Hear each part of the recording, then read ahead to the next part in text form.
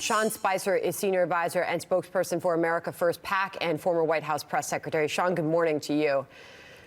Hey, good morning, Sandra. I know you're a dad, and you look on at that, and you look at these boys several days later after the country really has had a chance to digest and learn more about this story, and you feel for them.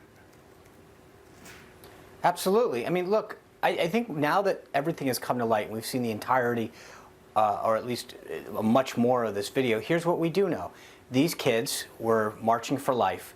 They were waiting for their bus to pick them up. They were approached by a group of racist, anti-Semitic individuals who were yelling epithets at them. That's not in question. This Native American gentleman apparently tried to defuse the situation, but again, he approached them, not the other way around.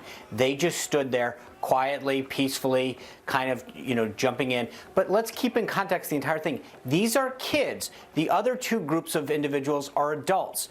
And yet the rush to judgment by the mainstream media and the folks to the left against these kids and their kids was because, number one, they were marching for life, and that's not cool in the eyes of the mainstream media. And number two is because they were Trump supporters wearing Make America Great hats.